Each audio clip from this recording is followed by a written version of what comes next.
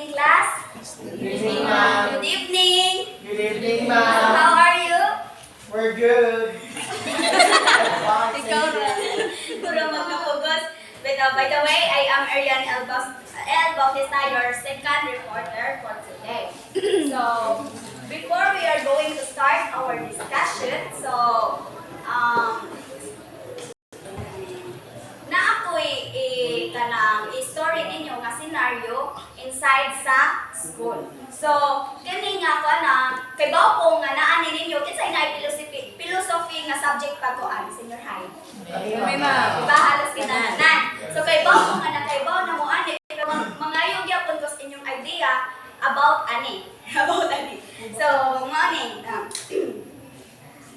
Sa sud ni sa kanang eskwelahan. So, kanang samtang nga kanang ga-discuss ang kanang nangutana ang teacher kay kanang Nobe Brian. Example lang yan. Kasi kanang ana mas tara.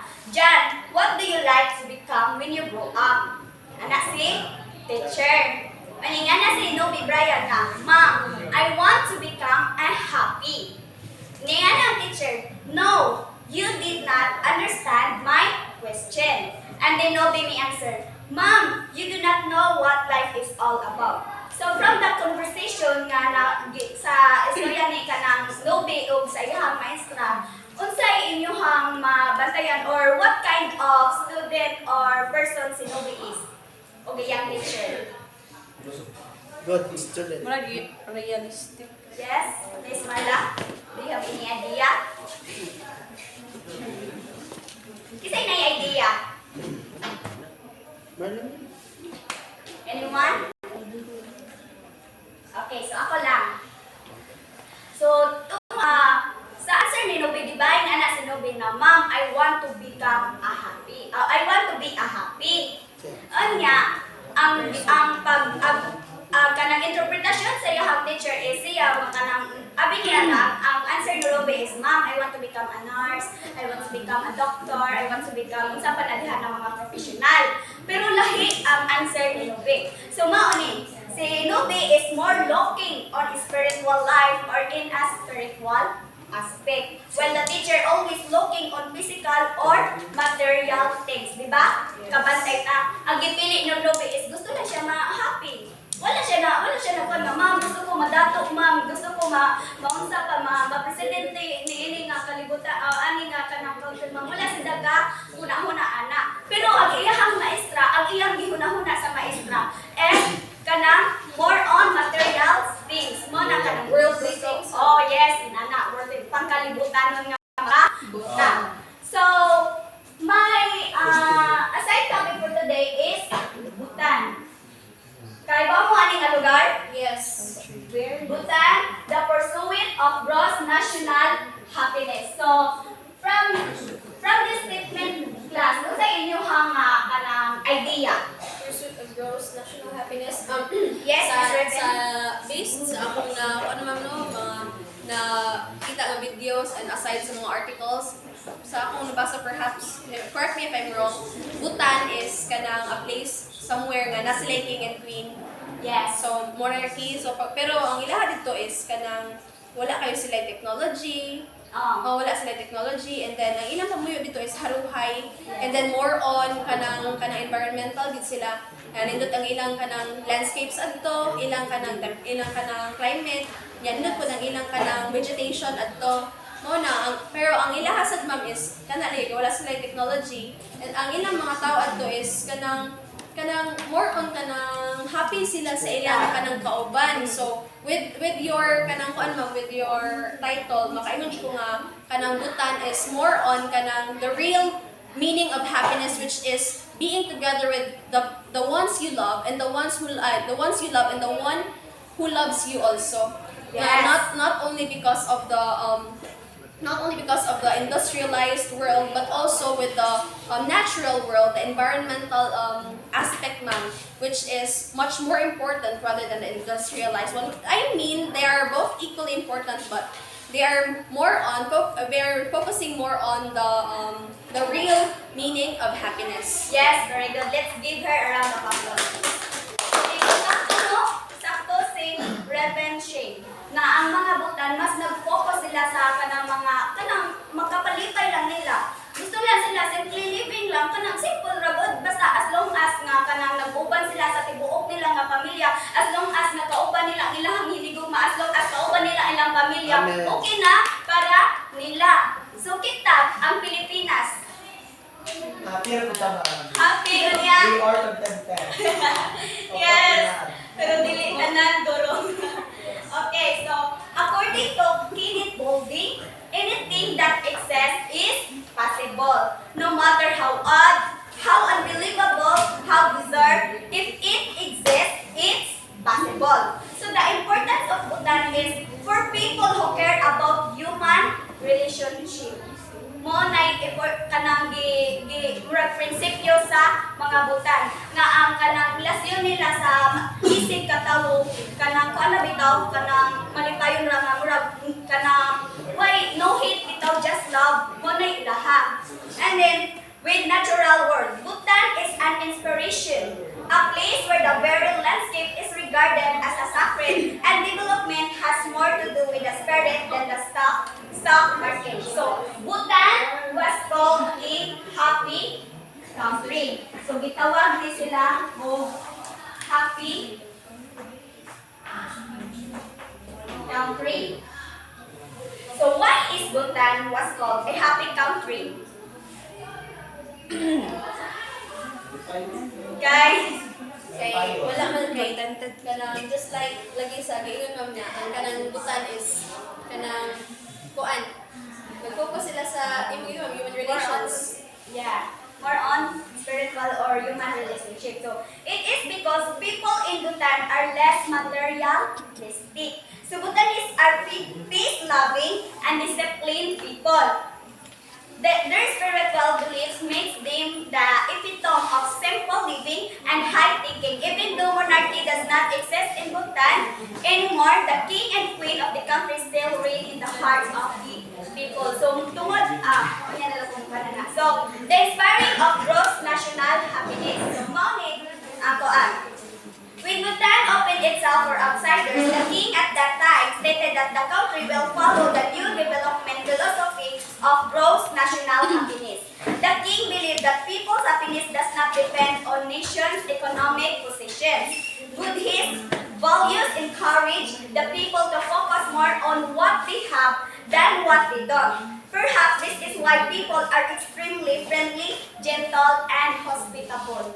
Muna nga, ang mga taga-Bhutan guys, class is kanang mas nag-focus bitaw sila anang kanang unsay naa nila kay sawa nila. Muna nga, di ba ang problema sa usa ka tawo is kanang suyaon manggod basta anay time na murag masuya bitaw ta. Like for example sa ato ang silingan, kita hay wala mo'y ref, o na imong silingan na i-ref, makabantay kang wala na i-ref, dindot ilahang ref. So ikaw, bisan og wala ka, wala jud kay kwarta, wala kay ikabuga, gusto jud ka magpalit og ref. So sa inana nga paagi mo utang na lang jud ka aron makapalit ana nga butanga. Pero ang butan guys, dili sila class, dili sila yun ana. Kuan sila more on kanang focus na sila o sa inaan nila kay sawa nila. Yan na ra, simple living ra. So according to the fourth king, Majesty Jigme Singye Wangchok,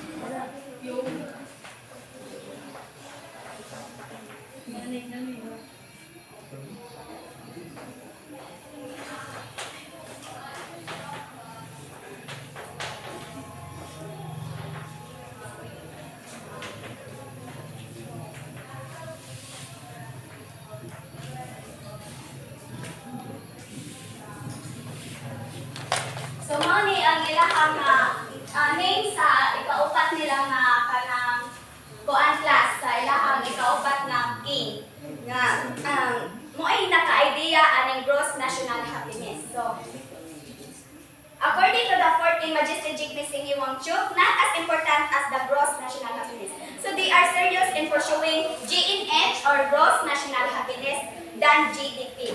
Isa na idea kung unsa ning GDP or gross domestic product.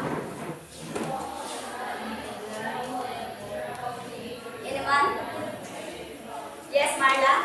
GDP or the gross domestic product is the service or the economic growth in a certain country. Yes, very good. So, according to them, what is the so they are serious in pursuing GNH than GDP because it is their principle to produce happiness. So, according to them, what is the purpose of economy if not to produce happiness? So, the idea of happiness as a guiding principle for government reaches back for centuries in Bhutan. The 1729 Legal Code of Happiness of Bhutan states the purpose of the government is to provide happiness to its people. If it cannot provide happiness, there is no reason for the government to exist. So, importante kayo nila ang kanang magmalipayon. So, during the mid-1970s, Bhutan King Jigme Singye Wangchuk first introduced GNH and said that GDP is least important because it could not deliver happiness and well-being. So in 2006, Bhutan was rated by Business Week magazine as the happiest country in Asia. In 1960, Bhutan had no telephones, no postal service, and no national currency. It last country in the world to get television in 1999. So yun na sila sa simple class. 50 years ago, the lives of Bhutanese were probably very much like the lives of pre-industrial people. So pre-industrial people is the people who live in farmhouse. Life was very local, mainly agricultural, focused on village and family, deeply religious with powerful connection to countryside. So Bhutan has been governed for past century by the dynasty of 5 kings who seem to have ruled with remarkable fairness and wisdom and with powerful dedication to their people. So, ang Bhutan is kanang kuan bitaw sa kanang sa tuwa bitaw kay political dynasty bitaw. Kanang ang mga kaliwat ra ba mo ay Family blood. oh, mana.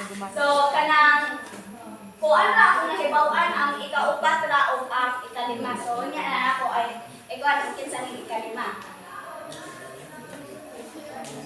So the story of GNH. So mga istorya sa GNH nganong na comes up ni silang hunahuna nga nganong portion nila ng gross national happiness. So in 2003, 4 King Majesty kani siya Singye Wangchuk faced a terrible dilemma as a group of Assamese separatists was raiding India from base in southern Bhutan in Asia was pressing the Bhutanese to get them out. So kani nga mga group of Assamese mo ni sila ang mga kanang nanong.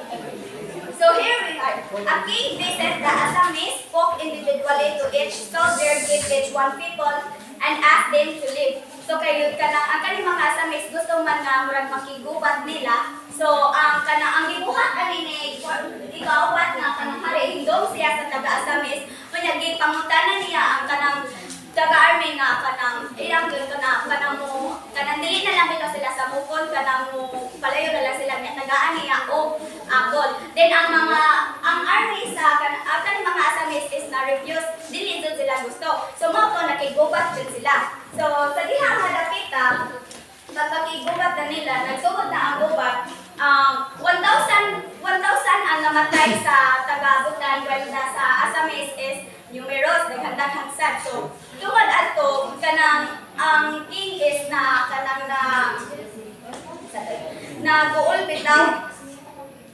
The king was so appalled at the loss of life that he forbade any victory celebration because of extraordinary spiritual maturity.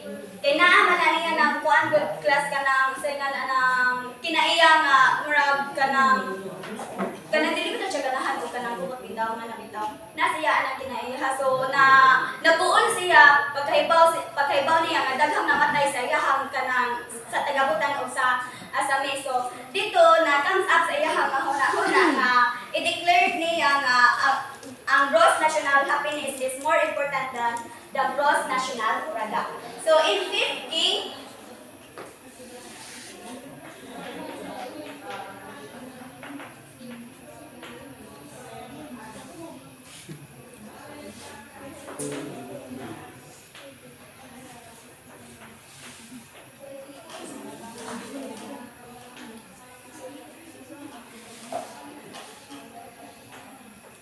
So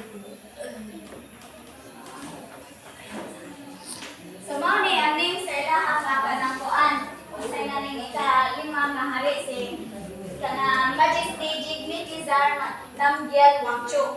So sa time niya, Bhutan became the world's youngest democracy, a constitutional monarchy with its commitment in GNH. So GNH has a four pillar values.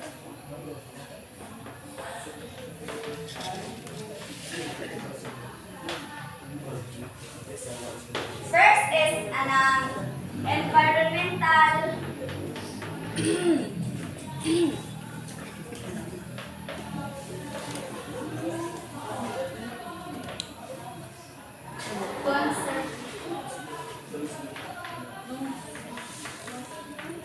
conservation. Second is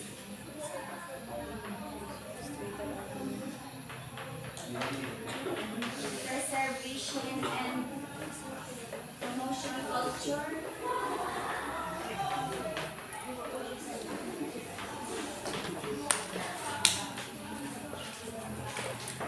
Third is sustainable.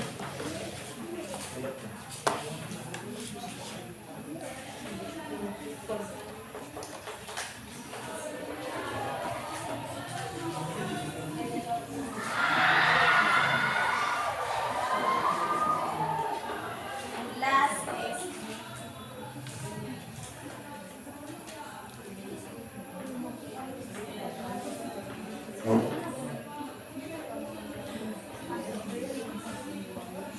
so GPI Atlantic mo nining sa kanang grupo nila sa researcher headed by Dr. Ron Coleman adapt the Nova Scotia world to the very different world of Bhutan. So GNH has four pillar values. So first is environmental conservation. Second is preservation and promotion culture. Third is sustainable and equitable development. And fourth is good governance.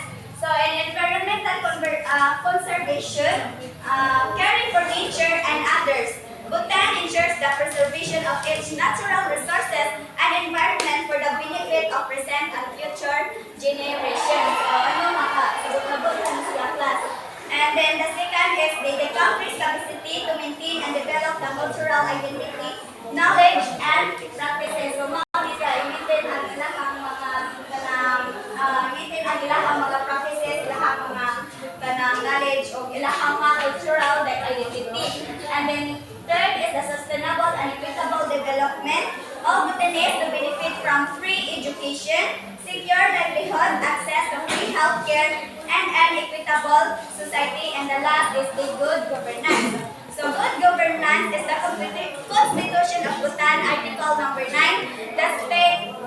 The state shall strive to promote those conditions that will enable the pursuit of GNH or gross national happiness. So, in overall, GNH shape every part of the nation's life, including agriculture, progress, and ultimate losses, as well as gains. We know that the natural world is in trouble, and we know that although we are wealthiest people, however, we are by no means the happiest. So, bisan pa o kanang naa kay daghan nga kanang kwarta class, dili gyud ang kwarta kay mga kalipay nila. Yes. Yes, di ba? Iyasa man na imong kwarta kung wala kung wala ang imong pamilya. Iyasa man ang kwarta kung nag-inusara ra ka. So mao ni ang kanang prinsipyo sa kanang kuantan sa kanang Bhutan nga mas importante nila ang mga malipayon bahala o wala sila ga-focus kung unsay wa nila kay nag-focus sila kung unsay naa nila. And that's all for my part.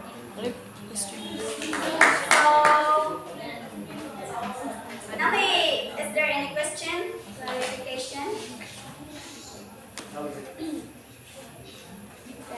If you are to choose, ma'am, what do you, sa man imong piliin, ma'am?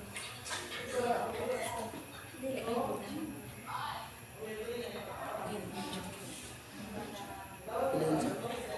Sige. Ikaw mo na ma'am. Sa may which is more important, ma'am? Which is more Para na important, kanang the inner happiness or kanang achieving what you really want here in this world. Kay naman ginakaingon man mo nga you only live once, which is why as a human being you have to live your life to the fullest, your Yes. full potential. So which do you prefer, ma'am? Living a simple life without achieving, without doing an upgrade, or having an upgrade kanang bugo ta in the industrially, yeah, kanang kuan ma'am, nang dili disregard ang isa your life. or dili malipayon. So para na po, mas piliun dyan ako class na magmalipayon ko. Mupuyo ra ko sa simple living. Magunsa man, sa giingon na ako ganina, magunsa man ang kwarta kung nag-insara ra ka. Magunsa man ang kwarta kung wa kay karamay sa tanan. Magunsa man ang kwarta ko, kisa magunsa man sa tuyo mong gastuhan kung sige lang ikaw pwede ikuan mo ang kaugalingon. Spoil mo kaugalingon na inikuta nga pero wala kay kauban. Magmalipayon ka. Mga sakit mo, sa kwarta. O mga sakit, okay ra na kay ganay. God is healer. Na may mga herbal. Na may mga herbal. Sa gamit ana nila kung dili imo gamit. So, okay lang. Pero wala ko gayon makasurvive na mabati ka na. Mabati ka sa kwarta. Pero inalan, simple living na doon, mawala ko ate. So, Kung ano yung eskwela mo yes.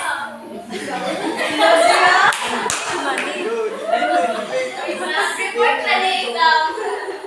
Sige. if we want to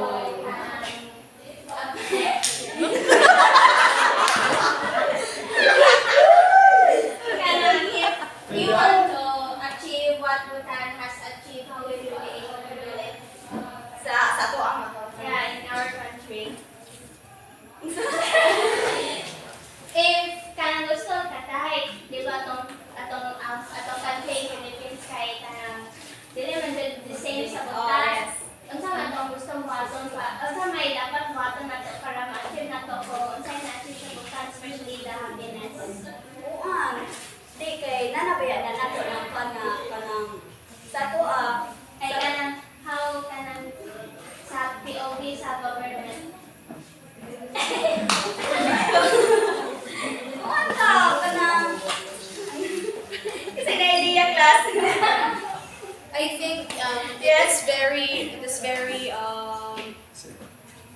there's a greater chance nga lisod yung ma-achieve this sa Philippines, especially kita kay naanad na magutag technology. What if kanang kuha na siya pinakalit sa ato, then there's a great tendency nga na-joy ka ng paradigm shift, just like what we have tackled last semester, di ba, ni paradigm shift. So that would be a greater that would have a greater impact on our country, especially we are a developing country, and then mo kanang parihan ang tagalit sa Bhutan.